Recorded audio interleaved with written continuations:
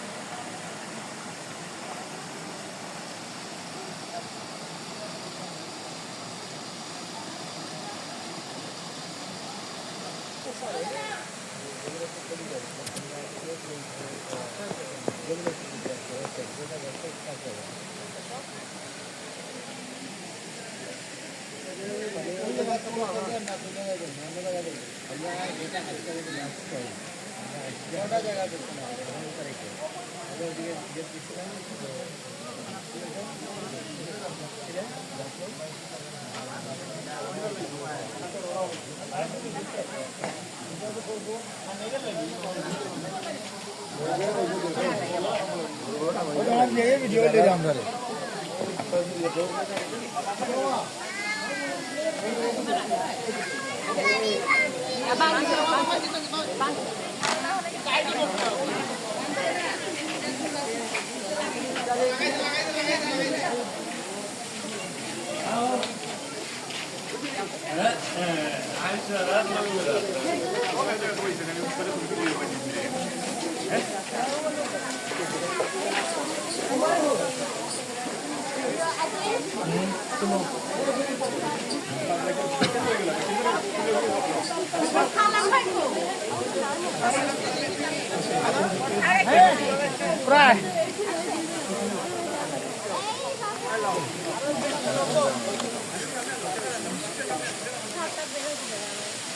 Sir কেমন লাগছে বলেন তো?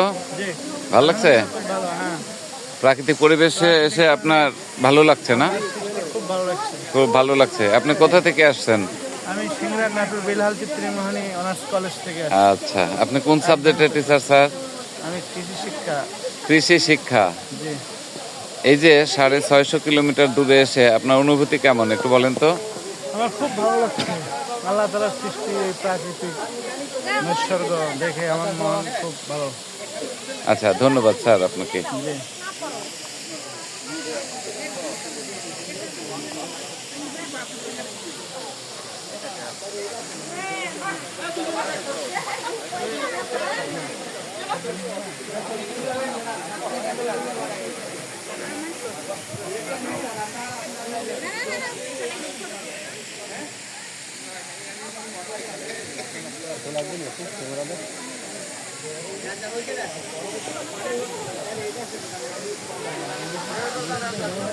স্যার, আপনি যদি মাধবকুণ্ড সম্পর্কে একটু বলতেন।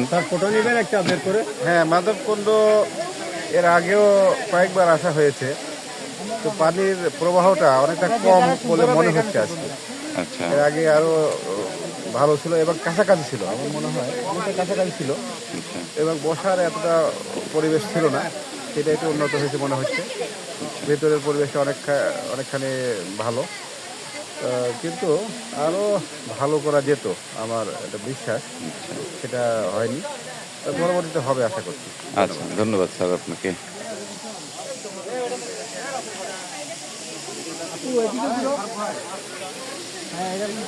হ্যাঁ ভিউয়ার্স, এই যে মাধবকুণ্ড গেট থেকে সরাসরি রাস্তা দিয়ে আপনাদের এসে আমি দেখানোর চেষ্টা করলাম, এ হচ্ছে মাধবকুণ্ড ঝর্ণা, যে ঝর্ণার ছবি আমরা কিন্তু ক্যালেন্ডারের পাতায় দেখে থাকি।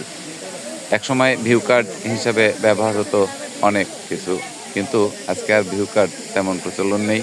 তারপরেও কিন্তু এখন ক্যালেন্ডারের পাতায় এই ছবিটা দেখা যায়, প্রায় প্রতিটা ঘরে ঘরেই কিন্তু এই ছবিটা লাগানো থাকে। মাধবকুণ্ড ঝর্ণা এটা কিন্তু বাংলাদেশি মানুষদের কাছে অনেক একটি পরিচিত নাম, আর সেই মাধবকুণ্ডতে এসে আমি আপনাদেরকে দেখানোর চেষ্টা করলাম। এটা হলো মাধবকুণ্ড ঝর্ণা। সারা বাংলাদেশের বিভিন্ন প্রান্ত থেকে এখানে কিন্তু লোকজন আসেন এবং এসে এখানে কিন্তু প্রাকৃতিক দৃশ্যটা দেখে আনন্দ উপভোগ করেন এবং সৃষ্টির রহস্য খুঁজতে থাকেন। অনেকেই এটা গবেষণার জন্য কিন্তু আসেন।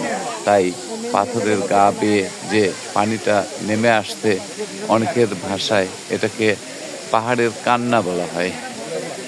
যদিও বর্ষাকালে এর তীব্রতা অনেক বেড়ে যায়, এখন খরার সময়, তাই পানির প্রবাহটা কম আছে।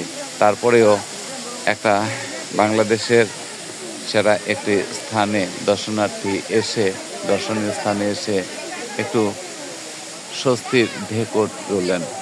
তাই যতটুকু সম্ভব আমি আপনাদেরকে দেখাতে চেষ্টা করলাম। সঙ্গে থাকবেন যে নিউজের, সঙ্গে থাকবেন যে নিউজের চোখ দিয়ে আমরা দেখব সারা বাংলা, সম্ভব হলে সারা পৃথিবী।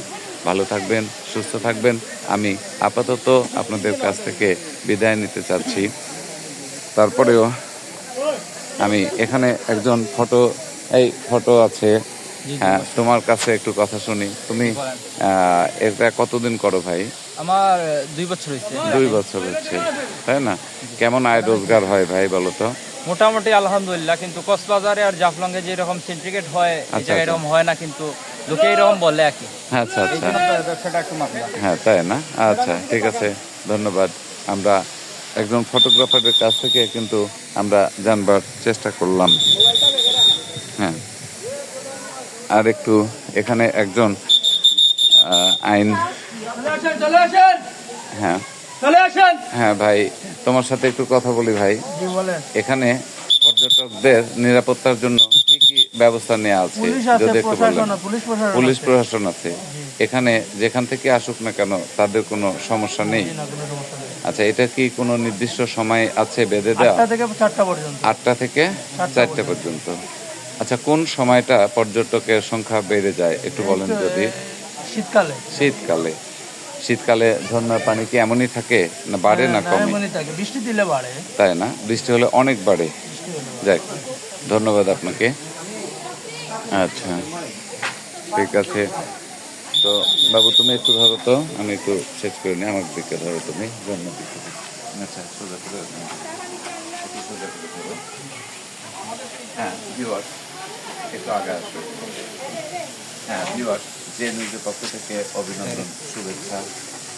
সারা বাংলা দেখবেন যে নিউজের দৃষ্টিতে।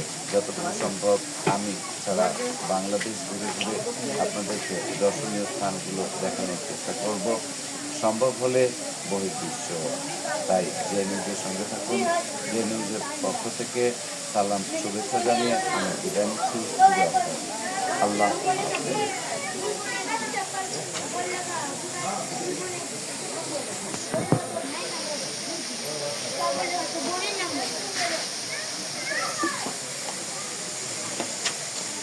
কিন্তু প্রমোদ হবে না একটা